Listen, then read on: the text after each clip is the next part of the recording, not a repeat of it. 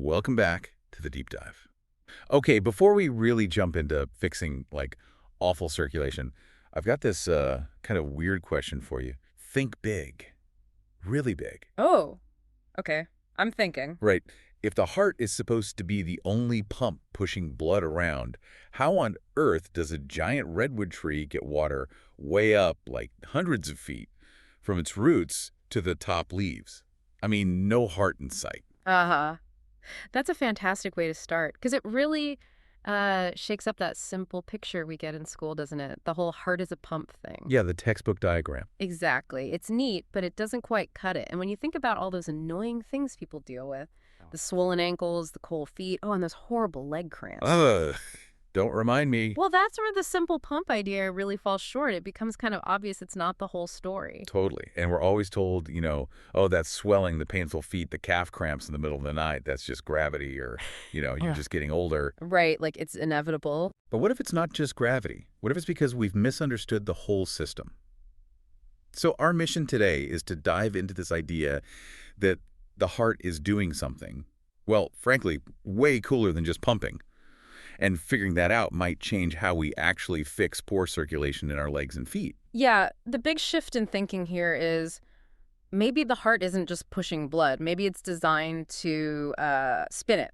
Spin it. Yeah, like creating a vortex, we need to see it less like a simple piston pump, pushing fluid along, and more like a sophisticated vortex generator. Okay, a vortex generator. I like that. Like a tiny, very organized whirlpool inside you. We already know the heart's electrical, right? That's the whole EKG thing. Are you saying it's also acting like a centrifuge or something? In a way, yes. Yeah. Precisely. It creates this vortex, and that spinning action actually helps structure the water within the blood. Structure the water. Okay, hang on. Like ice, liquid, steam. There's another one. Sort of. There's this state scientists sometimes call exclusion zone water, or EZ water, often just called structured water. It's basically H3O2, not H2O. It forms this, let's say, slightly more gel-like, more ordered layer of water right next to surfaces that like water, like the inside of blood vessels. Okay, so the heart spins the blood, makes the water inside it more orderly, more slippery.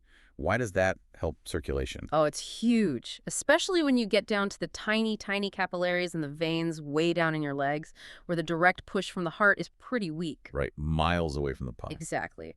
When the water in the blood is nicely structured, the friction inside the vessel drops a lot. That structured layer acts almost like a microscopic conveyor belt.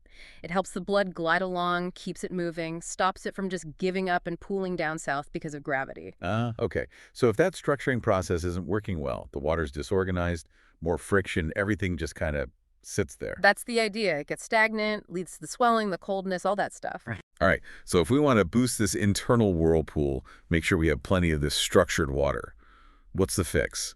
I'm bracing myself for some, expensive gadget. Well, this is where it gets really interesting and kind of cool. The main solution, it comes from the sun. We're talking about infrared exposure. Infrared light, or IR. Wait, hold on. You mean just sitting in the sun? That's the big secret to fixing my circulation. Get out of here. Huh. Yeah, basically that's a huge part of it. Over 50% of the energy you get from sunlight is infrared. Oh. And when that IR light hits the water in your blood, it energizes it. It helps expand that structured water layer we talked about. So almost instantly, it can improve circulation just by making the blood flow easier, lowering the resistance. Okay, I'm liking this. It sounds like a perfect excuse for more strategically placed naps in sunny spots. Yeah. But what if you live somewhere, gray and miserable? Or you just think sitting by a window isn't going to cut it? It's a fair question. But the evidence suggests IR is IR. The source doesn't matter as much as the exposure. I mean, sure, you could go get an infrared sauna. Right, if you're feeling fancy. Or a bit bougie. Exactly. Or buy special lamps. But you can also get really effective IR from some surprisingly low-tech places. Think radiative heat. Like what? Am I sticking my feet in the oven? Please say no. No ovens. But think. A cozy fireplace or sitting around a good campfire, that warmth radiating onto your skin, that's packed with infrared. Seriously? Seriously. Yeah. So yeah. Curling up by the fire is now officially therapeutic for your circulation. You're welcome. This deep dive is getting better and better. Okay, so heat helps the fluid structure. Got it.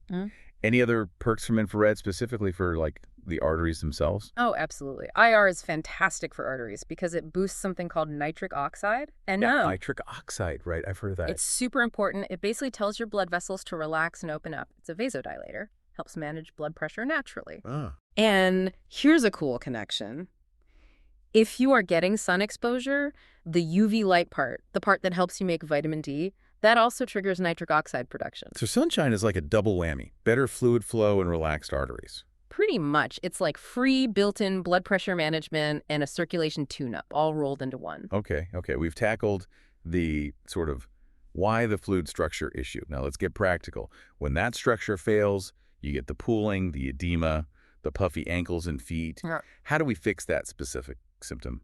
The swelling. Right. So if the system's failed and fluid is pooling, step one is you got to help the body drain it. And one of the best natural diuretics, like an internal drain cleaner, is potassium. Potassium. Okay.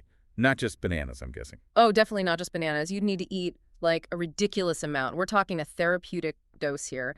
The recommendation is usually somewhere between 1,000 and 2,000 milligrams a day. Whoa, that's a lot. It is. Compared to what most people get, it's huge. You really need to load up on potassium-rich veggies.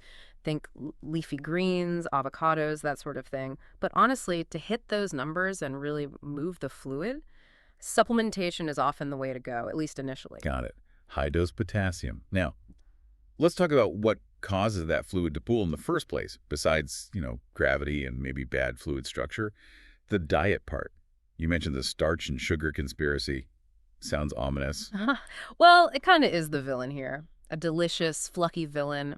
When you eat a lot of sugar, and especially those high-carb starches, the culprits. Bread, pasta. Cereal, crackers, biscuits, waffles, pancakes, all the easy, comfy stuff. Your body needs a ton of water just to process all that sugar and store the glycogen that comes from it. It's like, like pouring sugar in a glass. You need water just to deal with it. Exactly that. And guess where your body loves to stash that extra water? Let me guess. My ankles. Bingo.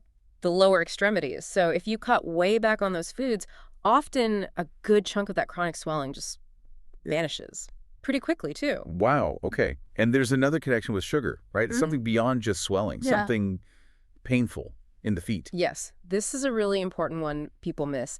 Eating a lot of sugar constantly really drains your body's supply of vitamin B1. B1. Okay. And a deficiency in B1 can directly cause nerve issues, specifically pain, burning, or tingling, often felt right in the toes or the bottom of the feet. Peripheral neuropathy, essentially. So the fix is stop eating sugar and pop a B1 pill. Well, definitely limit the carbs, yes. But sometimes just regular B1 isn't quite enough if you're really depleted. The cells have trouble absorbing it. You often need a special form. It's lipid-soluble called benfotiamine. Because it's fat-soluble, it gets into the cells, especially nerve cells, much, much better than standard B1. It targets that deficiency way more effectively. Benfotiamine. Got it. Okay, swelling covered, foot pain explained. Now for the really dramatic one, the one that wakes you up yelling at 3 a.m. The calf cramp. Ah, yes, the midnight Charlie horse. This is where we bust probably the biggest myth. Lay it on me. People automatically think cramps equaled bad circulation. It's usually not the case. Those awful cramps in your calves or even your feet, almost always it's just a straightforward magnesium deficiency. Magnesium. Really? If it's that simple, why doesn't my doctor ever mention it?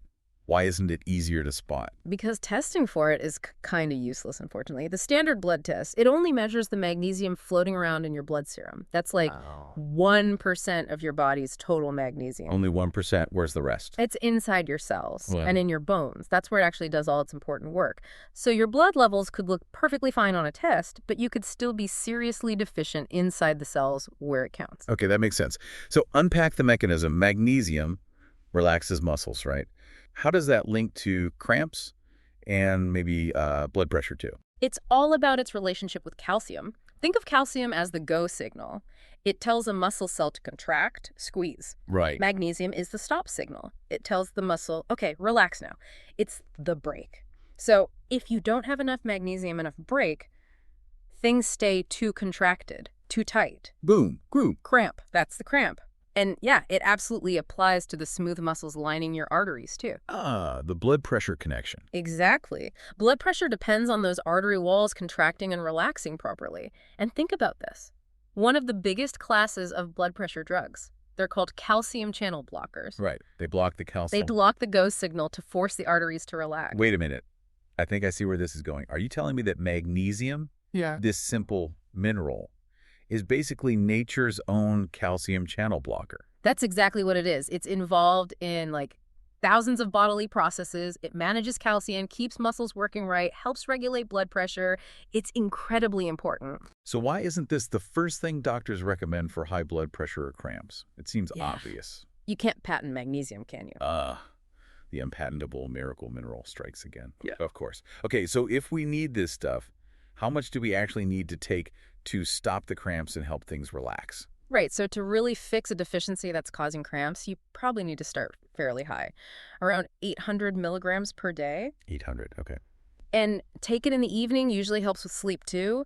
Keep that up for several weeks, basically until the cramps are completely gone. Then you can usually back down to a maintenance dose, maybe 400 milligrams a day. Okay. Any specific type? Does it matter which magnesium pill I grab off the shelf? Oh, it matters hugely. This is key. Use magnesium glycinate. Glycinate. Why that one? Because a lot of the cheaper forms, like magnesium oxide, they're barely absorbed. They mostly just run right through you, cause digestive upset. Right, the laxative effect. Yeah. Not what we're after. Not at all. Magnesium glycinate is chelated. It's bound to an amino acid, glycine. This makes it way, way easier for your body to absorb it into the cells where you need it.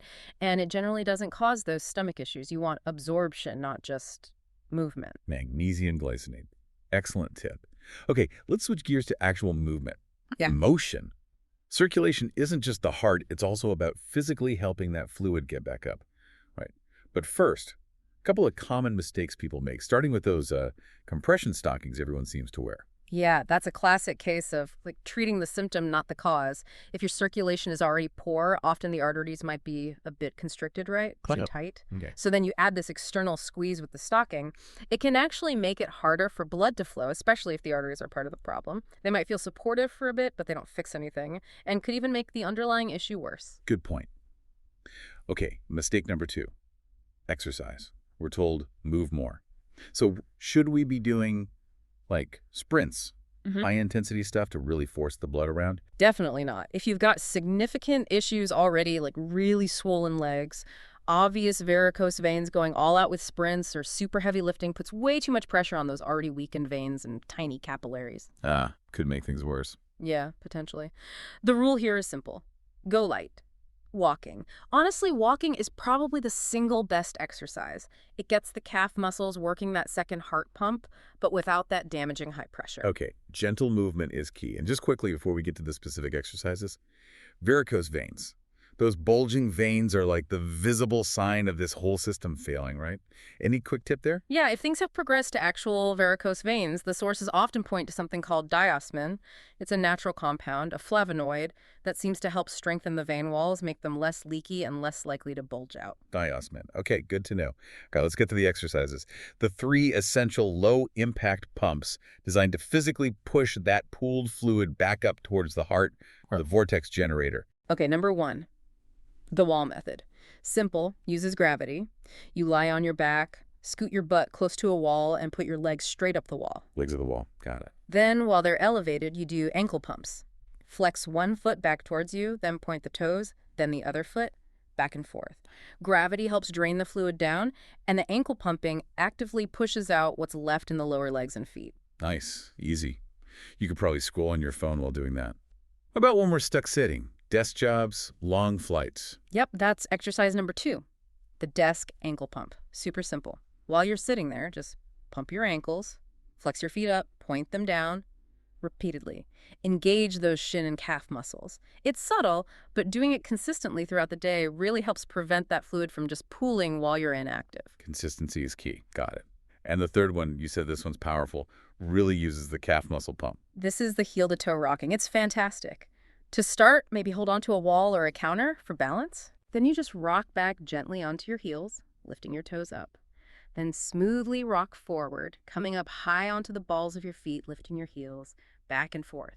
So like a rocking motion. Exactly.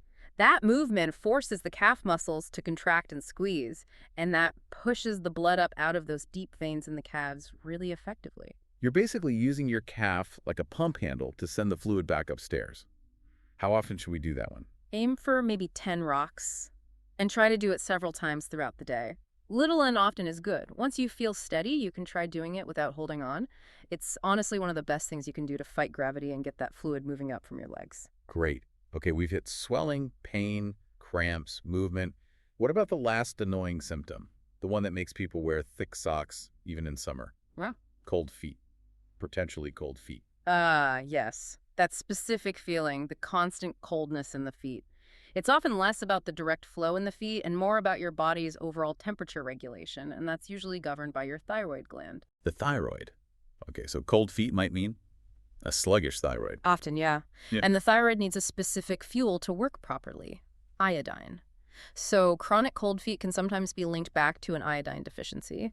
The thyroid just doesn't have the raw materials it needs. Just the fix is give the thyroid its fuel. Pretty much. A really simple way to do that is with sea kelp. Sea kelp, like seaweed. Exactly. It's one of the best natural sources of iodine out there.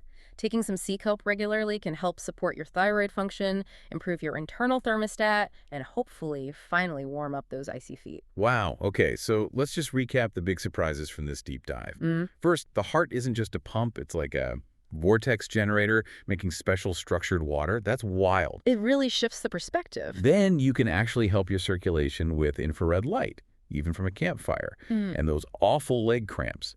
Probably not bad circulation, but a lack of magnesium, nature's own calcium channel blocker that, can't be patented. Right. We've looked at the body less like plumbing and more like something sensitive to light and water structure and simple minerals. It changes things. It really does. So here's the thought to leave you with. If something as basic as sunshine or a mineral like magnesium can have such a profound impact on things we thought were complex problems, like swelling and cramps, what other simple everyday things we're completely overlooking? Things that might fundamentally change how we think about our health, our energy, our whole body's function. Something to chew on, maybe?